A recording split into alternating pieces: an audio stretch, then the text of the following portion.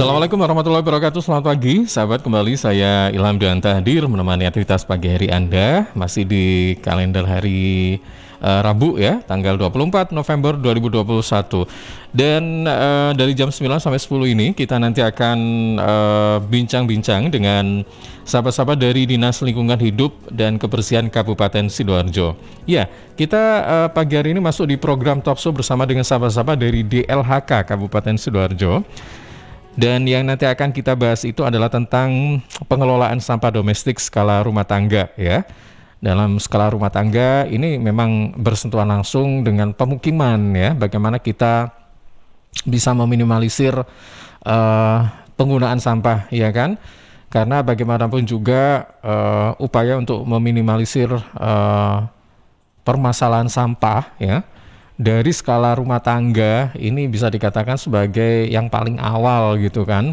Bagaimana sampah ini sampai misalnya ada di sungai, kemudian ada di sekitar halaman yang tidak dibuang pada tempatnya. Itu memang dari diri kita sendiri ya, rumah tangga, bagaimana kita memilih, memilah dan sebagainya. Jadi sejak dari sumber bagaimana kita mengelola sampah, nah ini yang menjadi fokus kita agar pada kesempatan atau step berikutnya sampah ini tidak sampai menumpuk di TPA begitu loh. Karena kita sudah bijak atau bisa tahu gitu ya mengelola sampah khususnya dalam skala domestik rumah tangga ini. Nah, untuk membahas masalah ini nanti kita akan bersama dengan Ibu Indah Yuliati selaku penyuluh lingkungan hidup DLHK Kabupaten Sidoarjo. Dan saat ini saya sudah bersama dengan beliau. Langsung saja kita sapa. Assalamualaikum, selamat pagi Ibu Indah. Halo Ibu Indah, suaranya belum masuk Bu, mungkin ke mute ya.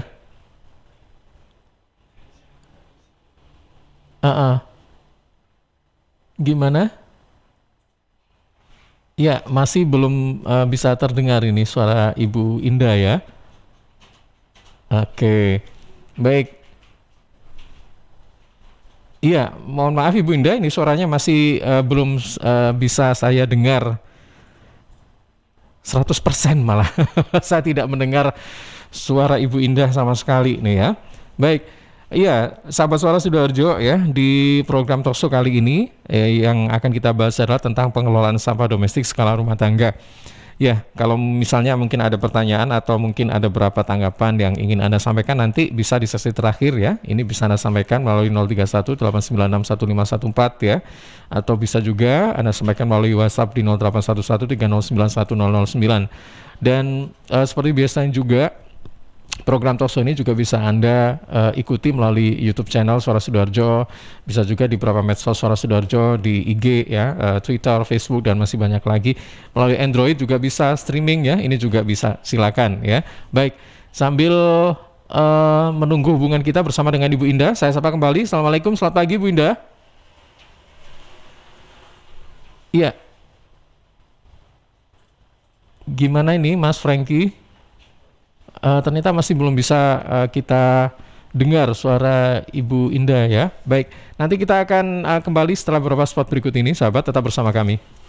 Rokok opo iki kok putihan? Ya rokok kok, ya murah, ya akeh. Rokok ilegal ki. Masa rokok ilegal iki? Yo ki. Lah awakmu kok roh nek iki rokok ilegal? Rokok ilegal iki gak nek pita cukene. Samen paling roe bandrol kuwi lho. Rokoke kudu enek merek karo nama perusahaane sing terdaftar ndek Bea Cukai. Lokasi pembuatane ndek kene ya gak enek. Terus ndek kene rokok ilegal iki gak enek gambar karo peringatane teko pemerintah. Berarti rokok ilegal gak resmi no? Aduh ya mesti to lemul. Rokok ilegal iki merugikan negara. Mergo ora mbayar cukai sing digembangun negara. Walah cucu, sepenting wong-wong gak roh. Loh, gak iso lagi. Makane to Le, tuku sing pasti-pasti ae. Aja ngawur. Laporkan peredaran rokok ilegal ke kantor Bea Cukai terdekat atau hubungi nomor 1500 225 1500 225. Iklan layanan masyarakat ini dipersembahkan Bea Cukai Sidoarjo. Ayo, ngewangi Bea Cukai, berantas rokok ilegal. Bea Cukai Sidoarjo, fokus mengawasi, tulus melayani. Ya, sahabat, di saat pandemi seperti saat ini kita melewati masa-masa berat, bisnis ambruk, kehilangan pekerjaan, dan banyak pengangguran. Tapi ketika hampir kehilangan segalanya, satu yang harus kita pegang, harapan. Bahwa kita akan bersama-sama melewati pandemi ini. Esok kita bebas melangkah lagi. Negara hadir untuk mendukung perjuangan kita, memberi pengharapan atas kemenangan-kemenangan kecil kita. Informasi ini persembahan Kanwil DJP Jatim 2. Banjir bukan cuma masalah air. Dalam musibah banjir selalu ada faktor penyebabnya. Perlu kesadaran dan kerendahan hati untuk bisa bersama-sama mencegah dan mengatasi banjir. Mulailah dengan mencegah. Jaga lingkungan sekitar, perhatikan sungai dan selokan di lingkungan, jangan jadikan tempat sampah. Untuk menjaga kelestarian lingkungan hidup, jangan lupa untuk berperilaku ramah terhadap lingkungan sekitar kita. Memilah sampah dari rumah, yaitu dengan dipilih sampah kering dan sampah basah dipisah. Sampah yang basah dijadikan kompos, sampah yang kering dapat dijadikan kreasi daur ulang atau ditabung di bank sampah. Sampah tidak boleh dibakar karena akan menyebabkan pencemaran udara. Sampah jangan dibuang di sungai karena bisa menyebabkan sungai jadi mampet dan menyebabkan banjir. Mulailah mencegah banjir dari kesadaran diri sendiri dengan menjaga lingkungan kita. Iklan layanan masyarakat ini dipersembahkan oleh Dinas Lingkungan Hidup dan Kebersihan Sidoarjo.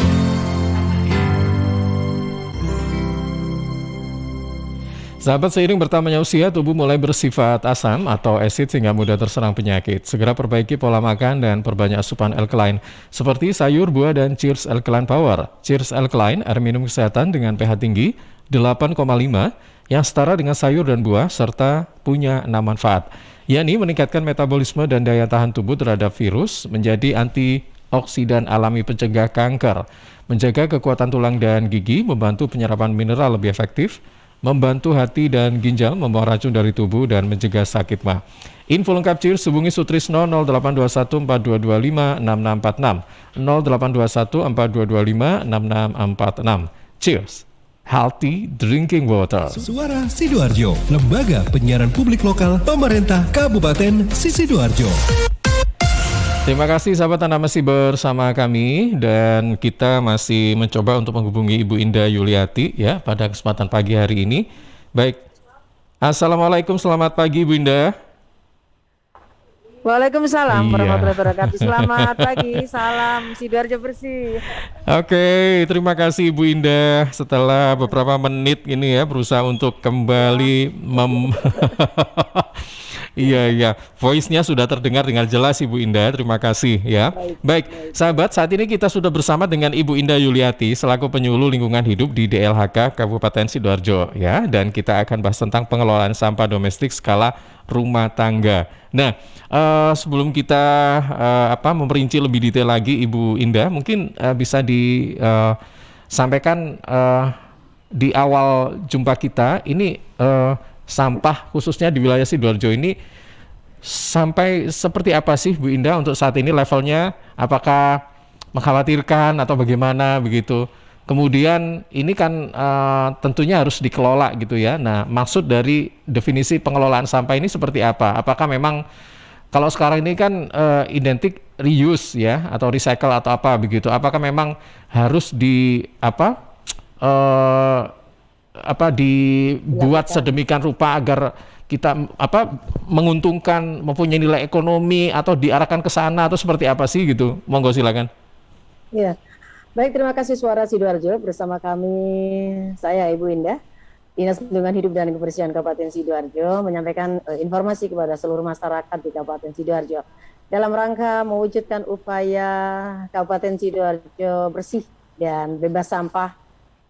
Perlu dukungan dari semua stakeholder, tidak hanya pemerintah daerah saja, tapi juga sinergitas antara masyarakat dan seluruh stakeholder yang terlibat.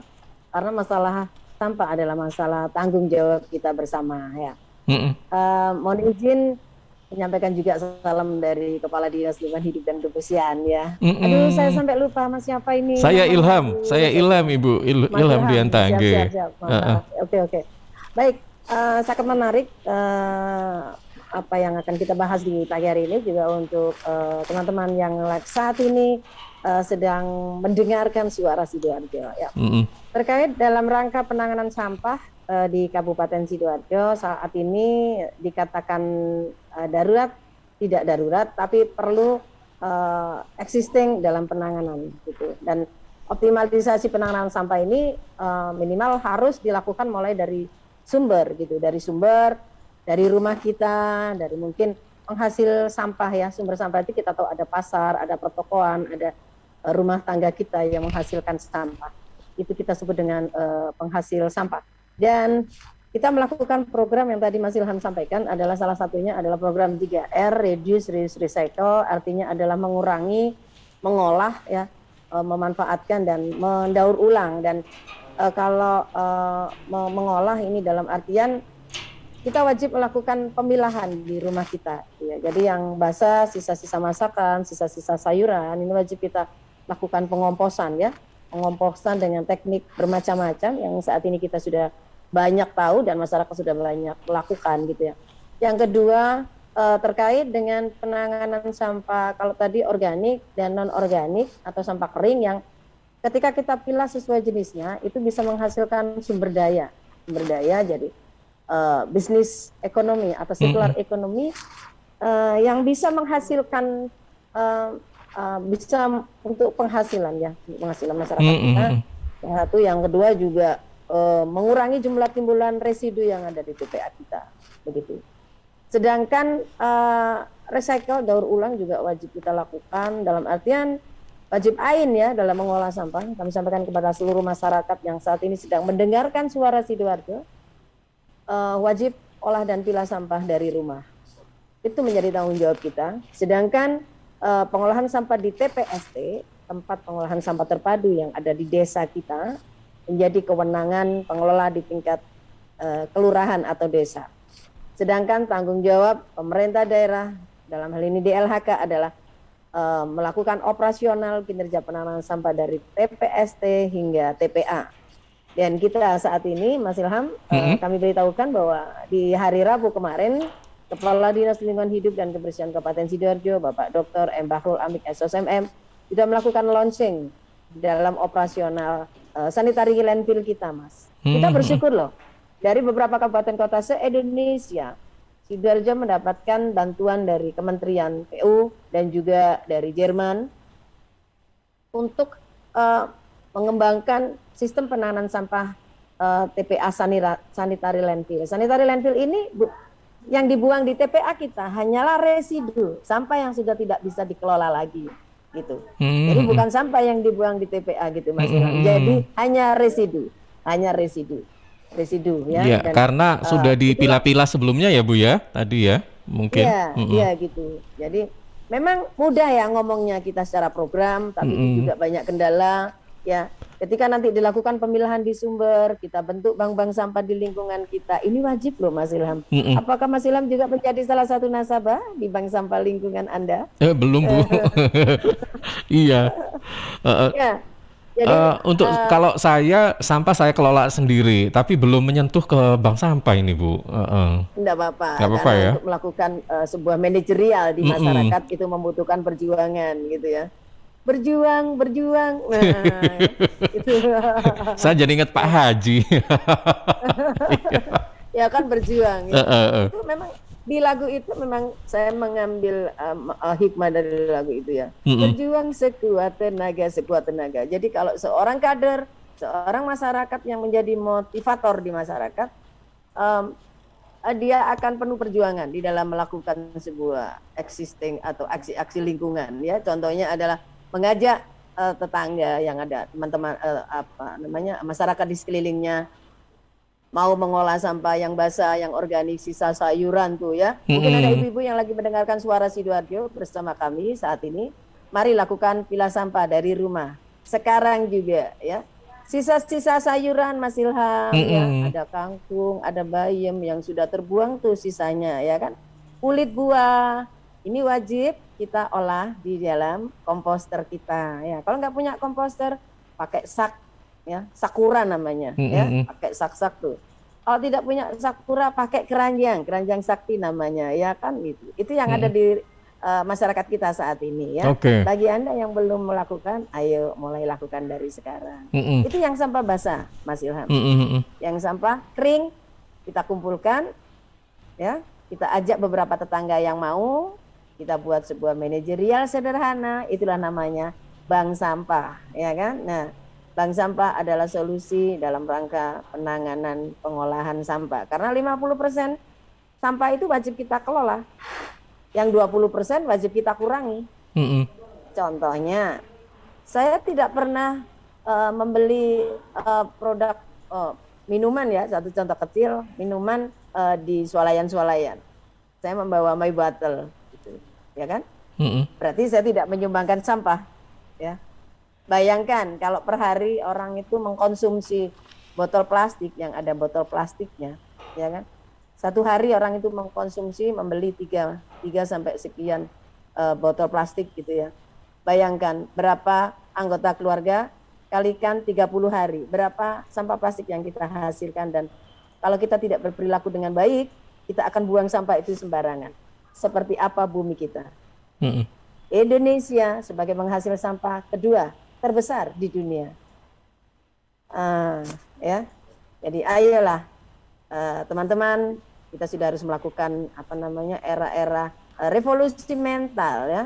Sudah harus melakukan peningkatan perilaku ya, pola pikir bahwa sampah tidak boleh kita buang sembarangan. Apalagi membuang sampah di kali, di sungai. Aduh Mas Ilham.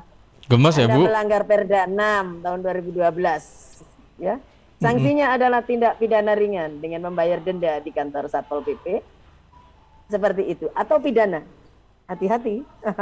Mm-mm. Oke. Jadi gambarannya saya simpulkan, yang saat ini lagi mendengarkan suara Sidoarjo bersama-sama dengan DLHK Kabupaten Sidoarjo, mari semangat mengolah sampah dan memilah sampah dari rumah. Lakukan pemilahan yang sampah basah ya, sampah daun, sisa masakan, kulit buah, wajib kita kelola menjadi kompos.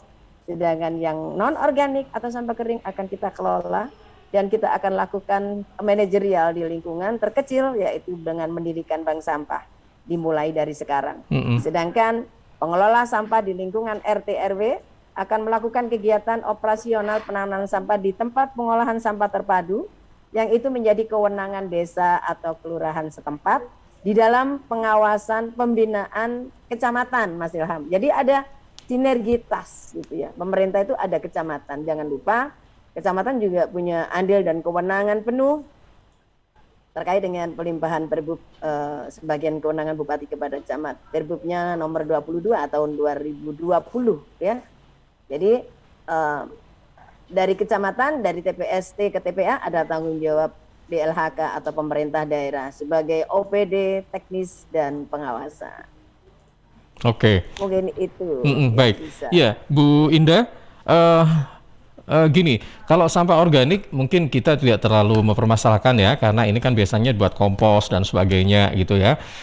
Tapi yang bikin masalah itu sebenarnya adalah sampah-sampah yang bersifat padat ya, seperti pecahan-pecahan kaca kayak gitu-gitu ya, kemudian plastik ban-ban yang gede-gede itu ya, kemudian kaleng-kaleng dan sebagainya. Nah ini penanganannya seperti apa? Juga sampah cair. Kalau sampah cair sih mungkin nggak terlalu ini ya, tapi kadang-kadang kita juga agak gerah juga ketika melihat sungai itu ada tercemar kayak gitu-gitu ya kan.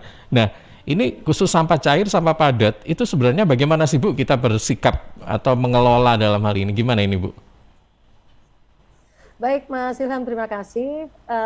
DLHK ada 4 bidang, ya, ada 5 bidang. Ada 2 bidang LH yang menangani terkait dengan limbah dan pencemaran lingkungan. Ya. Sampah yang dimaksud tadi sampah rumah tangga sudah kita bahas. Ya. Dan saat ini kita sedang membahas terkait dengan limbah cair. Ya. Limbah cair ya, limbah cair ini ketika tidak dilakukan dengan baik di dalam pengolahan IPAL-nya, biasanya ini dilakukan oleh perusahaan-perusahaan, ya kan? Perusahaan-perusahaan, mungkin juga pabrik gitu ya, membuang limbahnya sembarangan di sungai sehingga menjadi pencemaran di dalam air ya, air, tanah dan udara. Nah, ini mungkin biasanya berwarna, ya kan? Berbau, ya kan? Nah, ini akan caranya bagaimana? Dinas Lingkungan Hidup dan Kebersihan melalui bidang PPKLH dan juga Tata Lingkungan dan Pengendalian Pencemaran TLPP akan melakukan survei atau monitoring evaluasi MONEF, juga bisa menerima laporan atau masukan dari masyarakat melalui pengaduan P3M dan sebagainya. Itu kami akan menindaklanjuti, ya. Mungkin akan ditemukan satu contoh di sungai itu airnya menjadi berwarna begitu dan berbau. Nah, ini mohon masyarakat segera menginformasikan kepada Dinas Lingkungan Hidup dan Kebersihan gitu ya. Dan kalau perlu memang bersurat atau difotokan gitu, kami akan turun untuk menindaklanjuti seperti itu. Jangan coba-coba untuk para pemilik perusahaan dan pabrik melakukan pencemaran lingkungan, ya. Kita keras di situ NKRI, ya. Apalagi membuat insinerator yang insinerator itu akhirnya menjadi berwarna hitam gitu, Mas. Ya kan? Nah, ini sudah pencemaran udara yang dihasilkan. Jadi kami menyeru dan menekankan kepada seluruh pemilik perusahaan maupun pabrik ataupun seluruh masyarakat yang ketika mempunyai sebuah usaha dan itu tanpa izin ataupun sudah berizin tapi masih melakukan pelanggaran atau kesalahan, kami tidak akan segan-segan memberikan sanksi. Itu yang pertama. Yang kedua, berarti solusinya adalah dilakukan pengolahan IPAL yang baik. Pengolahan IPAL yang baik ini seperti apa? Harus datang ke Dinas Lingkungan Hidup dan Kebersihan, DLHK, ya. Seperti itu. Oke, baik. Terkait dengan limbah padat tadi ya. Nah, limbah padat. Termasuk kaca itu adalah sampah B3. Jadi sampah B3 kita tahu bahwa sampah B3 adalah sampah bahan berbahaya dan beracun, ya. Teman-teman, seperti kaca ini memang harus kita lakukan perlakuan khusus. Jadi kita tempatkan khusus memang. Kalau di jalan memang ada yang berwarna, tempat sampah yang berwarna merah, itu adalah tempat sampah untuk sampah B3. Sampah B3 ini biasanya memang kita ekstra hati-hati. Kalau untuk kaca dan sebagainya ini kami masih belum mempunyai kalau di jalan-jalan umum memang ada hanya tempat kecil itu ya Mas Ilham. Tapi minimal itu kita pilah sendiri. Membuangnya kalau itu hasil buangan yang biasanya ada di tempat B3 kita, ada mungkin sisa baterai yang tidak terpakai, bekas-bekas tempat-tempat yang di kamar mandi kita itu ya banyak ya. Baik. Ya, biasanya ini botol minuman atau botol kecap yang dari kaca itu loh Bu. Iya kan, kadang-kadang ada yang dibuang, ada yang dikembalikan gitu. Makanya seperti itu harus kita lakukan pemilahan di rumah. Jadi yang sifatnya botol beling, ya kan? Memang, jadi rumah kita tidak seperti rumahnya pemulung kok, ya. Kita berikan sak-sak yang bagus dan menjadikan edukasi dan pembiasaan bagi seluruh warga masyarakat yang ada di rumah kita. Oh, lek buat, iki nang kene lho. Oh, minyak jelantah itu tidak boleh dibuang sembarangan. Contohnya tadi limbah cair, berarti harus dilakukan perlakuan khusus. Mungkin ditampung di dalam sebuah wadah gitu ya, dan itu bisa dijual di bank sampah kan gitu ya. Masih laku loh Mas, 1 kilo itu 8.000 ya kan, bayangkan. Kalau limbah minyak minyak jelantah itu kita buang sembarangan, kita berpikirnya pokoknya bersih kan gitu ya kan. Tapi kita harus tahu juga dampak-dampak dari perbuatan kita itu. Kalau di rumah kita juga, kebetulan rumah saya di perumahan, jadi bisa menyumbat saluran air buangan ya kan. Nah, drainase saya jadi gumpal-gumpal gitu kalau saya membuang sembarangan. Alah didik air kan gitu, ya kan? Nah, makanya didik itu sedikit-sedikit akan menjadi bukit. Jadi harus kita tampung. Kalau memang dijual, jadi kita ada penjual resmi gitu ya yang akan mengelola, akan diapakan sih minyak jelantah itu, kita pasti tahu lah. Ya. Pasti tidak dikelola lagi untuk menjadi minyak yang kita konsumsi dan gitu. Jadi untuk padat kita B3 ada di LHK, memang membuangnya jauh Mas karena kita belum mempunyai TPA B3. Kita membuangnya ke Jawa Barat dan itu dilakukan oleh bidang TLPP yang mungkin nanti ada truk besar gitu yang mengambil dari tampungan sampah-sampah B3 yang ada di Kabupaten Sidoarjo. Tapi khusus untuk masyarakat yang barangkali mempunyai sampah-sampah seperti itu, ya wajib disendirikan, tidak boleh dibuang sembarangan. Nah, lakukan ordinasi itu aja. Mm-mm. Oh, oke, baik. Iya, kalau kita mengacu pada sampah domestik skala rumah tangga, mungkin mayoritas itu yang masih bisa dikatakan sampah organik ya Bu ya, kebanyakan. Atau kalau misalnya Iya, untuk yang anorganik itu biasanya juga dimanfaatkan untuk apa atau apa. Tadi ada penyaluran iya, sendiri namanya bank sampah begitu ya. Nah, iya, kalau boleh tahu nih ya, karena kita ini hidup sepertinya masih dikelilingi plastik loh Bu, di mm, rumah tangga itu. Saya sering sekali kalau beli makanan itu kadang-kadang itu ada sampah plastik dan sebagainya. Sebenarnya bagaimana sih untuk pengelolaan atau mengurangi sampah plastik ini? Maksudnya kalau kita kan biasanya kita dapat edukasi mengurangi ini ya penggunaan sedotan misalnya kayak gitu-gitu atau iya. bawa tas sendiri nah kayak gitu. Selain itu apa lagi sih Bu sebenarnya? Kalau misalnya kita sudah terlanjur nih, aduh gimana ini ya nggak bisa menolak ada barang misalnya dikasih habis itu dikasih apa bungkusnya plastik gitu. Gimana Iya, ini Bu? iya, itu sebetulnya em, banyak sekali edukasi-edukasi ya terkait dengan pengurangan atau minimalisir sampah ya. Mm-mm. Contoh yang paling sederhana dan menjadi pembiasaan perilaku kita dalam kehidupan keseharian kita, minimal di rumah saya Mm-mm. tidak ada yang namanya botol-botol plastik gitu ya. Saya sudah saya membiasakan di rumah saya itu menggambarkan rumah yang berwawasan lingkungan dalam artian lampu di rumah saya tidak menyala di pagi hari. Makanya pencahayaan di rumah saya, ini satu contoh ya Mas, bukan harus di rumah saya ya.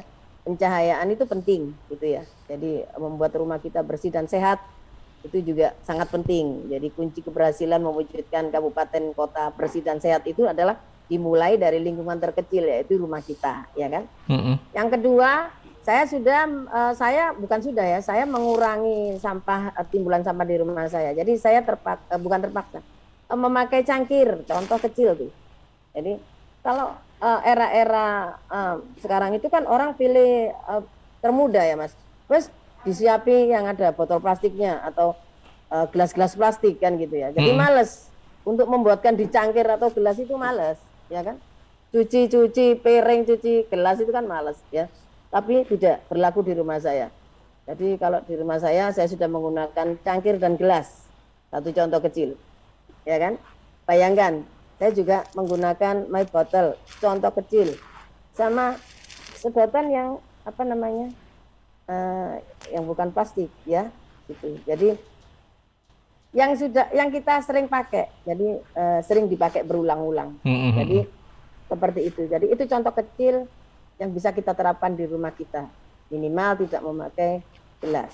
Nah, kegiatan itu kita terapkan di lingkungan kita. Jadi atau di kantor kita. Biasakan menggunakan gelas kan gitu. Nah, ini terkait juga dengan COVID. Kemarin juga saya juga harus eksis lebih bersih gitu kan. Sendok sendiri kan gitu ya, apa-apa sendiri. Jangan sampai kita makan di luar-luar sana dengan menggunakan ya kalau makan di luar gimana sih Mas ya kan gitu ya, Mm-mm. jadi harus memakai sendiri. Nah juga kalau kita memang komitmen bersama semuanya itu ya, satu contoh minimal di sebuah perkantoran ya, kami sebelum COVID itu memberikan satu contoh minimal kotak nasi ini kalau memang itu berbasis lingkungan. Tidak dari kotaknya itu bukan dari kotak duplek itu. Kotaknya ini bisa berbentuk apa namanya besek kan gitu, Mm-mm. termasuk Mm-mm. organik ya, masih bisa Mm-mm. terurai dan gitu. Besek tumbuh ya Mas, bahasa Jawa itu tumbuh. Apa yang tumbuh? Nah, makanannya juga tidak mengandung bungkus plastik. Nah, berarti apa? Ada pisang rebus ya, mungkin ada kacang direbus kan gitu ya. Mm-mm. Terkait dengan rebus-rebus itu, jadi memang kalau memang menyuguhkan roti nah tanpa bungkus plastik, kita juga menyarankan dan menekankan itu di sekolah-sekolah berbasis lingkungan ya, di Mm-mm. kantin-kantin sehatnya itu makanan-makanan yang mengandung bungkus plastik yang begitu banyak ya, itu kita kurangi, mau tidak mau NKRI harga mati sudah. Kalau biasanya sekolah itu menjual kue-kue di kantin misalkan ciki-ciki itu yang ada bungkus-bungkusnya banyak sekali, 50 macam katakanlah. Per hari kalau anak itu satu anak memberi minimal 50 macam sampah yang ada. Kalau 3 macam berarti 150 bungkus plastik di sekolah tersebut. Ya kan? Nah, ini yang sudah harus kita kurangi, bahwa di kantin sekolah itu harus ada program education yang berwawasan lingkungan. Anak membawa bekal. Makanan yang dijual yang ada di kantin itu harus satu, tidak berwarna, tidak mengandung penyedap, kan gitu, makanan-makanan sehat. Tidak mengandung bungkus plastik. Nah, seperti itu. Jadi ditutup di dalam etalase seperti itu. Jadi saya rasa kalau untuk pengurangan sampah ini kita sebetulnya sudah paham semua.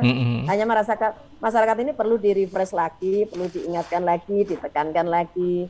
Ayo teman-teman, saudara-saudara yang saat ini sedang mendengarkan suara Sidoarjo bersama dengan DLHK, mari kita lakukan penanganan sampah dengan baik.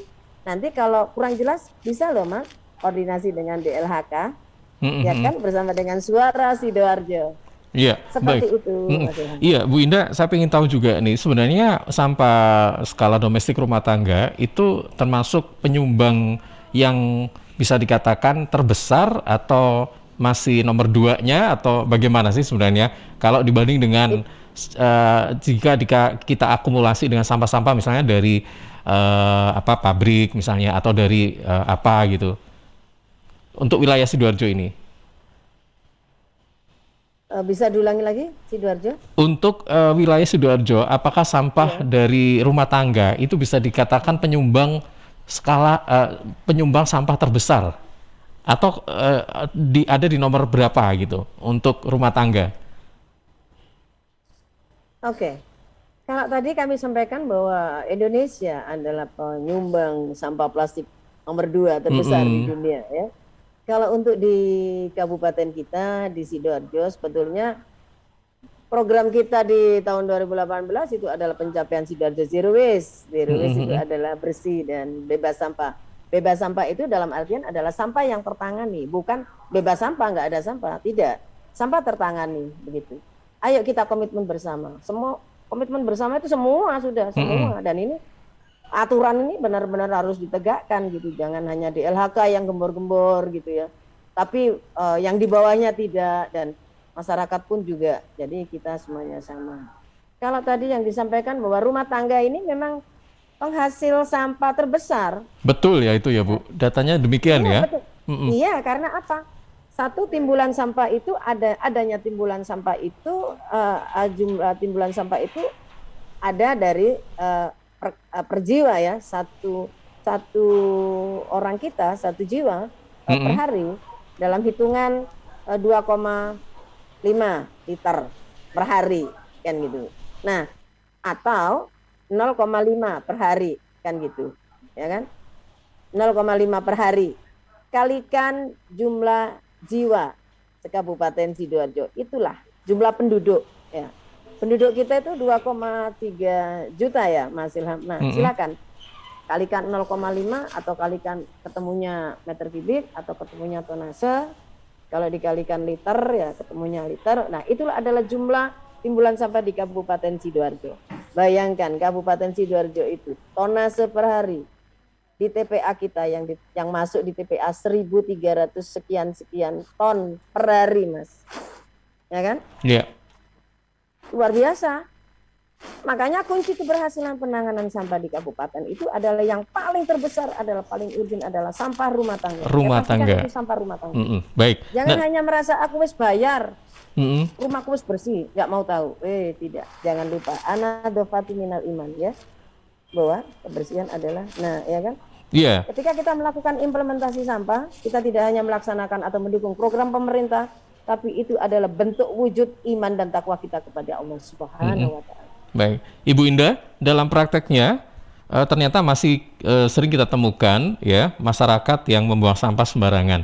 Sebenarnya kalau misalnya kita concern bahwa memang sampah rumah tangga ini termasuk penghasil sampah terbesar gitu ya. Nah, ini bagaimana Bu cara mengendalikan agar sampah ini bisa diminimalisir ya, seperti itu. Kemudian kalau kita salah satu upayanya itu adalah mengedukasi masyarakat dengan betul. Nah, cara mengedukasi masyarakat seperti apa? ya kan? Karena kita sering nih sebenarnya mendapat edukasi semacam ini, tapi pada prakteknya masih saja kita temukan di sungai-sungai itu yang paling bikin saya kesal itu melihat banyak sekali diapers, Bu. Diapers di sungai-sungai, Bu. Iya, ini karena gini, Bu. Saya pernah bincang-bincang ya, atau menanyakan kenapa sih diapers ini harus dibuang di sungai atau tempat yang berair gitu kan? Karena kalau tidak mereka punya kepercayaan, punya anggapan bahwa kalau tidak dibuang di air, itu katanya nanti akan berimbas pada bayinya. Entah kena penyakit atau apa, kayak gitu-gitu. Ya, gimana ini, Bu? Monggo. Iya, memang itulah kondisi sampah kita saat ini ya, potret perilaku masyarakat kita yang masih kurang menyadari atau karena keyakinan-keyakinan tersebut sehingga membuang sampah yang dimaksud tadi ya, banyak kita lihat di sungai ya. Karena keyakinan kalau dibakar anaknya suletan dan sebagainya. Pola pikir dan mindset yang harus kita rubah ya. Yang mungkin masyarakat saat ini sedang mendengarkan suara Sidoarjo, ayolah ya, kita rubah pola pikir dan mindset perilaku kita ya, bahwa perilaku Anda tidak mencerminkan sebagai warga negara yang baik ya, tidak mencerminkan Anda beriman ya dan bertakwa ya. Jelas ini adalah pelanggaran ya. Pelanggaran terhadap apa? Terhadap Perda dan juga yang lain-lain ya. Undang-Undang 18 tahun 2008 tentang pengolahan sampah itu jelas menjadi payung hukum di negara kita ya. Jadi solusinya adalah pengurangan yang dilakukan banyak sekali, mau tidak mau memang harus melakukan maksimalisasi atau optimalisasi pemilahan 3R di rumah kita atau di mana saja untuk seluruh stakeholder. Yang kedua, Mas, komitmen bersama. Ya, komitmen bersama ini adalah kita sudah melakukan perekrutan atau pembentukan kaderisasi motivator-motivator masyarakat. Ya, dan kita punya anggota Zero Waste Academy dan mungkin saat ini ada beberapa Zero Waste Academy yang sedang mendengarkan, ayo semangat lagi ya. Dan di aturan-aturan yang lain tentang kebijakan di kabupaten kita, aturan atau program di atas ini bisa diikuti oleh yang di bawahnya. Jadi kalau kami melakukan pembentukan atau perekrutan kader lingkungan di tingkat kabupaten, yang dikukuhkan dan dilantik oleh Bapak Bupati, yang di bawahnya di tingkat kecamatan pun harus melakukan seperti itu. Di bawah kecamatan ada pemerintahan desa dan kelurahan, ini juga harus melakukan komitmen, jadi harus membentuk dan merekrut kader-kader lingkungan tersebut, ya kan? Tujuannya adalah memberikan motivasi kepada masyarakat dan minimal ikut memberikan bantuan berbagi ilmu atau ikut memberikan pemantauan dalam pengawasan di lingkungan tersebut. Wajib membentuk satgas-satgas lingkungan seperti itu di desa kelurahan, jangan salah ya. Yang ketiga adalah terdapatnya beberapa kebijakan. Salah satunya kalau di kabupaten kita mempunyai Perda yang saat ini sudah ada Perda baru, ditunggu saja. Sedangkan di pemerintah desa wajib mempunyai sebuah aturan yang melekat, yaitu peraturan desa tentang pengolahan sampah. Bagaimana aturan itu bisa ditegakkan ketika aturannya belum ada dan perilaku masyarakat membuang diapet di sungai plong, ya kan, hanya mengandalkan DLHK tidak bisa karena semua punya tanggung jawab dan kewenangan kan gitu ya, seperti itu. Nah, itu masalah komitmen dan aturan kebijakan yang ada di daerah. Pemda kita sudah melakukan itu dan memberikan banyak sekali bantuan-bantuan, mungkin juga bantuan terkait dari APBN ya, APBD ya, terkait dengan pengolahan sampah. Tinggal sekarang komitmen bersama dibawa dengan bersama-sama dengan masyarakat. Masyarakat ayolah mulai merubah perilaku. Kalau memang satu balita contohnya, kenapa banyak pempes di sungai kita ya, satu itu perilaku. Karena dia mungkin tidak melakukan pembayaran atau pemilahan sampah di rumah, ya kan? Nggak bayar, dibuat seenak itu. Atau tadi keyakinannya yang masih seperti itu ya, jadi dibuang. Nggak tambah pilek lah, ya kan gitu. Nggak tambah pilek lah. Harusnya keyakinannya tambah pilek ini Kak Tiopong, dibuat nang kali tambah pilek kan gitu. Nah, yang kedua, perilaku. Jadi ya ojo malah umba-umba, karena saya dulu itu memang masih terikat dengan perilaku orang dulu ya. Ya umba-umba gitu. mindsetnya adalah ketika pergi baru. Saya juga punya cucu, Mas. Ya. Saya selalu ini tekan anak saya. Beli pampers itu banyak sekali. Saya tengkar gitu. Jadi ayolah gitu. Sudah mulai melakukan pengurangan. Tidak munafik memang, ya kan? Nah, dulu itu nek ono pampers digaelek lungo kan ngono ta? Iya. Ya kan? Kalau di rumah kan kita seperti itu. Jadi memang ada upaya untuk meminimalisir pemakaian diapers ya Bu ya. Diupayakan ya bagaimanalah agar misalkan kalau balita itu satu hari dia menggunakan 3 sampai 4 kali. Ya kurangi 1 atau sampai 2. Berarti kan sudah mengurangi 2 tuh. Kalau jumlah balitanya 100, sak Kabupaten Sidoarjo ini 1000. Ya, 1000, 4000 per hari. Dikurangi 2000 berarti masih 2000. Dikurangi lagi nanti. Harapannya seperti itu di dalam perilaku. Makanya kami menekankan kepada masyarakat, ayo ibu-ibu ya, ojo males. Nek gawe pampers terus ya iritasi kan gitu. Betul. Ya kan? Ya, jadi ya harus dirubah memang. Oke, baik. Ibu Indah, nanti kita akan lanjutkan. Kita nanti menjawab pertanyaan-pertanyaan ya Bu yang sudah masuk ya. Oke. Baik, tetap bersama kami. Siap. Baik, sahabat, nanti kita akan kembali perbincangan kita dengan Ibu Indah Yuliati dari DLHK Sidoarjo setelah beberapa spot berikut ini. CHEERS Cheers, CHEERS Cheers, CHEERS Cheers, air minum yang terbaik. Hey, cheers in the house. Cheers, air ber-pH tinggi. Cheers dapat membantu netralkan pH tubuh. Cheers mengandung antioksidan alami. Cheers, air minum terbaik untuk keluarga. Air minum sehat keluarga. Cuma Cheers, air minum dengan pH tinggi. Cuma Cheers, cara pesannya mudah, petugasnya ramah, gratis ongkos kirim. Hey, Cheers in the house. Untuk pemesanan via WhatsApp di nomor 087777243377. Gratis ongkos kirim. Cheers in the house. Untuk wilayah Sidoarjo dan sekitarnya bisa menghubungi Depo Candi di 0821 4225 6646 0821 4225 6646.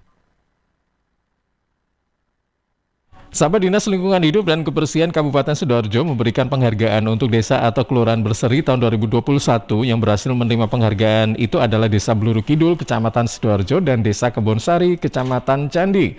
Selamat ya untuk Desa Bluru Kidul dan Desa Kebonsari dan siap-siap juga untuk semua kecamatan supaya pada tahun depan mengirimkan calon-calon desa berseri. Informasi ini dipersembahkan oleh Dinas Lingkungan Hidup dan Kebersihan Kabupaten Sidoarjo.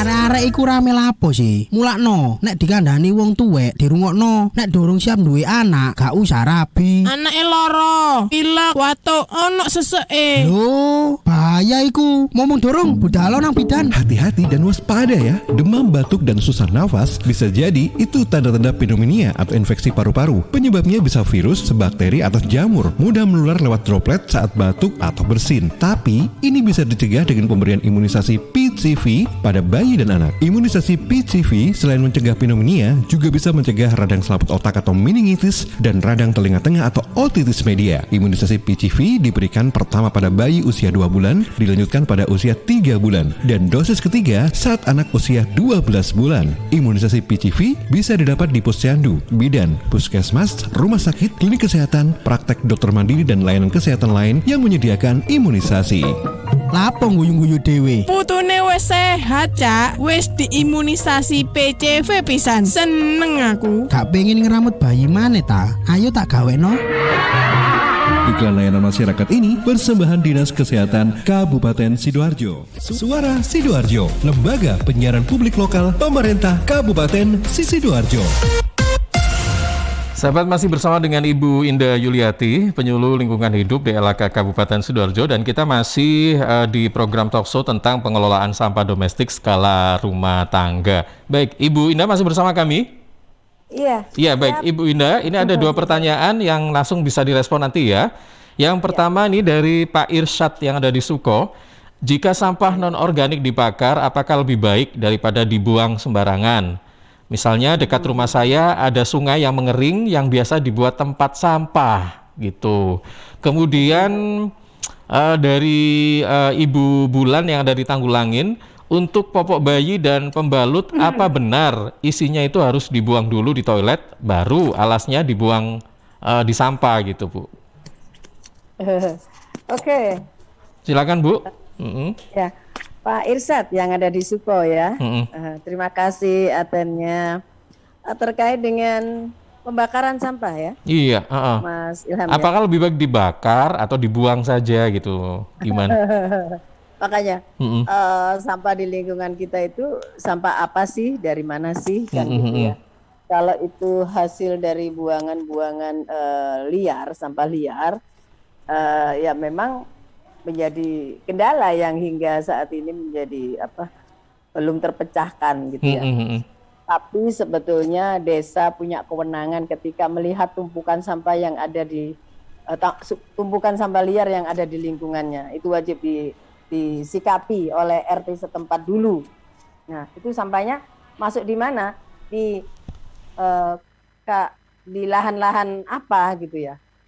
Kita tahu bahwa memang pada teorinya, aturannya di Undang-Undang 18 kita tidak boleh melakukan pembakaran sampah terkait dengan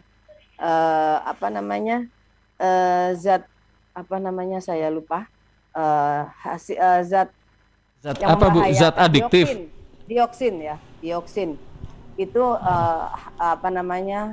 sesuatu yang membahayakan dari hasil pembakaran sampah yang dilakukan oleh manusia. Dan apa sih dampaknya ketika kita menghirup dioksin? Itu yang dirasakan dampaknya adalah salah satu penyakit sesak nafas, ya kan, sesak nafas. Yang kedua adalah pusing, seperti itu. Jadi bukan pusing ketika tanggal tua ya, seperti saat ini ya, tapi pusing terkena dioksin ya, pembakaran sampah gitu. Jadi minimal, makanya ayo masyarakat sadar gitu, harus berperilaku dengan baik. Contohnya melakukan pemilahan residunya atau sampah yang tidak kita kelola ya, kita buang, wajib bayar iuran ya di tingkat RT. Oleh RT akan dikoordinir ya kan, dibuang ke TPST ya kan, tempat pengolahan sampah terpadu terdekat. Yang mana ya kan? Seperti itu saja. Nah, jadi jangan dibakar atau jangan dibuang ke kali, sama saja itu hukumnya. Jadi Bapak Irsyad yang terhormat, membakar sampah memang tidak diperbolehkan dalam skala, kita lihat skala apa gitu ya. Tapi minimal yang terjadi di masyarakat, di lingkungan masyarakat, kalau bisa memang tidak dibakar kalau bisa, ya. Jadi memang yang ya ini sampah apa gitu Mas Irsyad. Jadi Mas Ilham. Jadi kalau misalnya kalau sampah-sampah dahan-dahan kering, daun-daun kering mungkin nggak masalah ya, Bu? Kalau begitu ya? Nggak masalah. Jadi kalau misalkan masyarakat melakukan aksi-aksi bersih lingkungan, kerja bakti, ya udah. Karena sekarang membuangnya juga susah. Tapi di TPA kita punya rumah kompos ya. Kita nanti juga kena retribusi di TPA ya kalau membuang seperti itu. Jadi kami tetap menyeru, lek iso ya jangan melakukan pembakaran sampah. Gitu. Tapi masyarakat di perdesaan masih melakukan itu ya kan, tidak munafik ya kan, masih terlihat lah sampah didik diopong kan. Kadang-kadang kita juga masih melihat banyak sekali seperti itu. Jadi mohon tidak dibakar ya Bapak. Jadi tapi kalau itu sampah masyarakat, kalau itu sampah buangan, sampah liar berarti harus dilaporkan ke tingkat desa atau kelurahan setempat karena mereka punya tanggung jawab ya. Dan kami juga sudah menghibahkan Mas Ilham armada beserta petugas kru di tingkat kecamatan. Jadi 18 kecamatan itu sudah kita hibahkan armada plus krunya untuk menyikapi permasalahan buangan sampah liar di wilayah-wilayah jalan protokol kecamatan gitu. Misalkan kita ke Wonoayu, panjang Wonoayu masih ada tumpukan liar, berarti ini tugasnya siapa? Kecamatan gitu ya. Oke, baik. Yang kedua, Bu Indah, pertanyaan kedua, ini tentang popok bayi dan pembalut. Terima kasih ya. Kalau untuk Bu siapa tadi? Bu Indah, Ibu Bulan Tanggulangin. Ibu Bulan, nggih. Ibu Bulan itu popok itu termasuk residu yang harus langsung dibuang ke TPA. Mhm. Residu, tergolong residu. Itu satu. Kalau kita mau mengolah, memang kita yang dilakukan Ibu tadi benar. Itu kita buang plastik, kita bersihkan dulu ya, bagaimana caranya ya, kita yang tahu. Nah, kita bersihkan dulu, kita buang plastik depannya, itu kita ambil kapasnya ya, kapasnya tuh bisa kita lakukan untuk di pot-pot kita. Setiap kali kita mengeluarkan sampah basah bulanan kita, kalau bisa memang seperti itu. Sebelum kita menanam tanaman di pot itu, kita buat media kapasnya tadi itu, baru dikasih tanah, baru ditancapkan tanaman. Itu satu contoh education. Iya, berarti bisa Yang kedua, dimanfaatkan sebenarnya ya Bu ya. masyarakat sudah banyak kok, kader-kader sudah banyak mengolah pempes itu, tapi ya gak mentas, pempesnya tambah akeh, Oh, iya. ya, kadernya isi loro Mas Ilham kan gitu ya. Siapa lagi kalau bukan kita kan gitu. Kita buat pot-pot bunga, kita buat kap-kap lampu, banyak sekali yang sekarang itu viral ya di televisi. Saya juga iri ya, karena saya juga belum bisa berbuat hingga hari ini melakukan sebuah tematik education ya, save the earth, save our earth gitu ya. Intinya ayolah ya gitu. Minimal yang kita lakukan adalah tidak membuang sembarangan dari diri kita dulu. Jadi kita siapkan itu pot-pot tidak harus beli, kita menggunakan bekas-bekas minyak goreng kita ya, Mas Ilham. Apapun yang ada di sekitar kita manfaatkan, gunakan. Nah, seperti itu. Baik. Kita kasih media tadi, kasih tanah, baru tanaman. Nah, seperti itu. Menghijaukan bumi juga, ya kan? Iya, baik Seperti Ibu. itu. Iya, Ibu Indah. Terima kasih. Ini memang waktunya terbatas, kita sampai jam 10. Mudah-mudahan apa yang kita bicarakan ini bermanfaat gitu ya, dan kita kembali terbuka, kita kembali mendapat edukasi bahwa memang pengelolaan sampah itu berawal dari diri kita sendiri, bagaimana kita memilih memilahnya gitu kan Bu ya. Iya, seperti tadi mau mewujudkan Desa Berseri, Kampung Proklim, SBH dan sebagainya. Terima kasih dan selamat untuk masyarakat yang sudah mendapatkan awarding untuk program itu. Baik. Jangan lupa terus dilanjutkan dan dilaksanakan. Khususnya untuk kecamatan lain ini. Monggo silakan ya. Untuk semua kabupaten Semua ya, Sidoarjo. berlomba-lomba. Iya, Baik Ibu Jangan Indah. lupa loh, Mas. Iya. Saya ini bukan pencitraan ya, DLHK menciptakan lagu Desa Berseri dan itu dipakai loh seprovinsi Jawa Timur. Ya. Selamat, lagunya, luar biasa nanti ini ya. Mungkin sebagai penutup Bu, nyanyi sedikit aja satu bait. Bisa Bu? Ada. Heeh. Apa ya? Jangan untuk seluruh masyarakat yang saat ini sedang mendengarkan suara Sidoarjo. Jangan lupa. Jangan buang sampah di sembarang tempat. Jangan buang sampah ke dalam sungai. Mari kita peduli lingkungan jadi bersih. Bersama kita raih prestasi. Pesan, zero waste, zero waste, zero waste. Budayakan kebersihan. Zero waste, zero waste, zero waste. Sidoarjo. Lupa. Namanya. Oke, baik. Oke, teman-teman. Iya, Ibu Indah ini suaranya bagus juga loh ya ternyata ya. Terima kasih. Iya, aduh Ayo ini. kita seneng aja Mas Urip ya. Baik. Oke. Ada loh lagu-lagu Bang Sampah juga kapan-kapan bisa bertemu dengan Anda semua. Lain waktu ya Bu, saya tunggu ini performance-nya. Oke, Ibu Indah terima kasih, selamat pagi dan Assalamualaikum warahmatullahi wabarakatuh. Oke, terima kasih. Waalaikumsalam warahmatullahi wabarakatuh.